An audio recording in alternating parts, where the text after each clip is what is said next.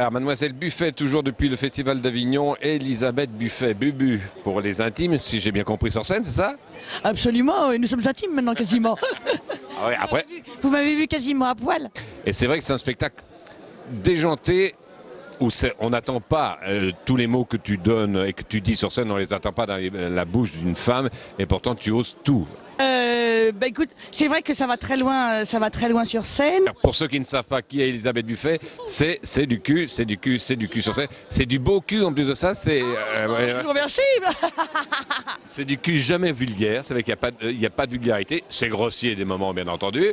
Pourquoi ce créneau? Parce qu'il n'existait pas ou parce que c'est ta nature? Ah non, c'est pas calculé. C'est votre nature, pardon, je vous voyais. Oui, attention, je vous vois. Oui, rappelez-moi, voilà ça.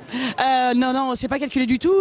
C'est vrai que les premiers sketchs spontanément sont sortis dans cette veine-là, un peu Santonio, un peu. Moi, j'aime bien l'argot, j'aime bien les mots verts, j'aime bien la verdeur, voilà, les crudeurs, tout ça, j'aime beaucoup. Donc c'est vrai que puis j'aime bien parler de cul, peut-être par certainement. Par comment dire, frustration dans la vie réelle, peut-être. Il y a une espèce de, ça me permet d'exprimer tout ce que je ne fais pas dans la vie civile, voilà. Tu as encore tes parents? Est-ce qu'ils ont vu le spectacle? Mes parents qui habitent à Versailles, n'est-ce pas, sont assez bourgeois, filles de militaires, attention. Non, ils s'apprécient pas trop. Non, ça les choque un peu, ouais.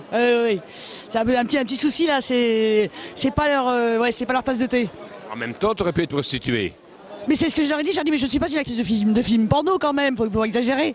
Mais c'est vrai que je pense que ceci dit, si j'ai choisi cette voie-là aussi, il y a certainement une espèce de réaction inconsciente, voilà, contre un formatage, une éducation un peu policée qui maintenant, voilà, je lui mets un doigt dedans et puis voilà. Alors sur scène même, tu te permets quelques cascades même? Je suis restée très souple pour mon âge, tout à fait. Hein, on ne va pas dévoiler, mais il y a de la souplesse quand même dans l'air, il y a de la mise en danger physique et corporelle, oui. Mais la femme qui ose dans les mots, c'est quand même assez rare dans le One Man Show, c'est assez rare quand même dans le spectacle.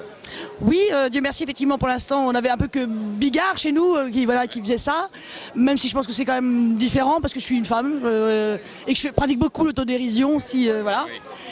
Mais par contre, attention, parce que dans les nouvelles humoristes qui arrivent, j'ai vu quelques jeunes talents, j'ai vu des petits extraits, ça se lâche de plus en plus, ça quand même. Hein. Alors pour Elisabeth Buffet, c'est quoi un kiwi? Et puis ça ressemble, alors, on est bien d'accord que ça ressemble à une couille.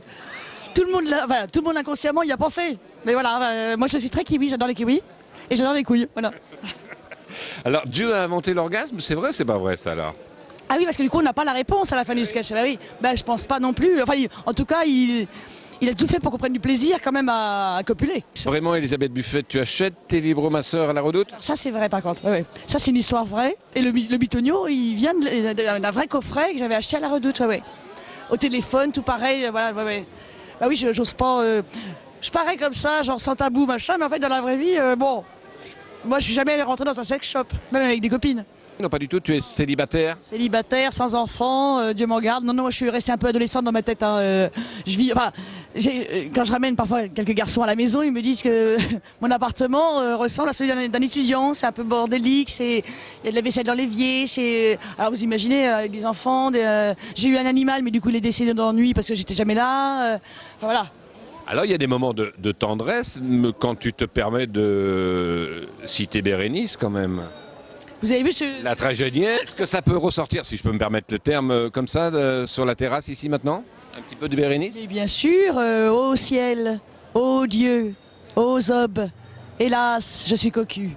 Hippolyte l'infâme arrose un autre cul.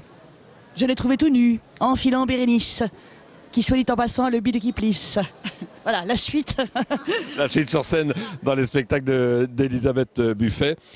Finalement, je crois que le spectacle, la moralité du spectacle, c'est qu'on apprend à connaître la femme.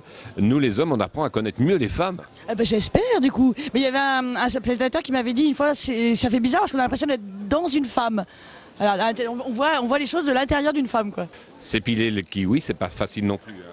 Mais ça doit être horrible. Oui, alors je parle des fois avec des copains homosexuels parce que pour l'instant, il y a plus d'homosexuels qui s'épilent que d'hétérosexuels. Et ils disent que c'est horrible. Ça, et puis la vallée du mystère. Enfin, comment dire, oui. L'autre côté. Est-ce qu'il y a des réactions de gens qui quittent la salle et qui disent « non, c'est trop, elle va trop loin ». Non. Au début, il y a 5 ans, oui, il y avait plus de réactions. Mais parce qu'en plus, je jouais moins en souplesse, en féminité. C'était moins touchant, du coup. Donc, du coup, il y avait que le côté un peu raide peut-être du texte, on peut assumer les choses beaucoup plus facilement. Et qu'en plus, voilà, en amenant toujours une féminité et de l'amour, on peut rire de tout et tout passe. Tu n'es pas un top modèle style Carla Bruni, non. Donc tu n'hésites pas à montrer tes formes, tu n'hésites pas à jouer dessus. Justement, je pense que c'est l'autodérision qui fait passer le côté un peu rentre dedans ou trash, comme on veut l'appeler, ou cru.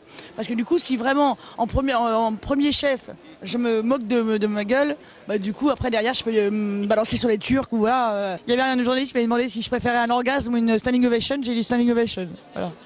C'est bandant aussi en même temps. Ça. Ouais, grave. Qu'est-ce qu'il y aura après? Qu'est-ce que tu peux dire encore de pire que cela? Tu vas parler de quoi? Ben oui, parce que alors, moi, dans mon esprit, je m'étais dit, je fais d'abord ce spectacle qui, au départ, s'intitulait Seul dans sa culotte. Et puis je me disais, ben, comme je vais forcément tomber amoureuse grâce au spectacle, peut-être que je trouverai un amoureux. Nanana. Après, je ferai à deux dans mon slip. Sauf que ça marche pas du tout. 5 ans après, je suis toujours toute seule. Donc je ne sais absolument pas. Et c'est une angoisse, vraiment, de dire quelle va être la suite, quoi. Mais est-ce que t'aurais aimé être un mec? Non. Oh, je crois pas. Enfin, en tout cas, je ne regrette pas d'être une femme. J'en profite bien. Est-ce qu'on peut avoir une conversation hors cul avec toi? Ah oui, ah ben, non, mais bien sûr. Je peux parler d'autres choses. Je peux même être très finaude et même choquée par des gens qui parlent de cul à côté de moi. Ah oui. Mais c'est vrai que oui, j'ai un côté un peu rentre-dedans. Je pense par timidité transformée, voilà, comme tous les timides qui se jettent à l'eau comme ça, un peu maladroitement, bah c'est ça, c'est dès que j'ai un rendez-vous amoureux, c'est vrai que des fois c'est là où je dis ah bah j'ai une mycose, ça t'embête pas, enfin, des choses comme ça, et tout faire pour que finalement ça marche pas en fait.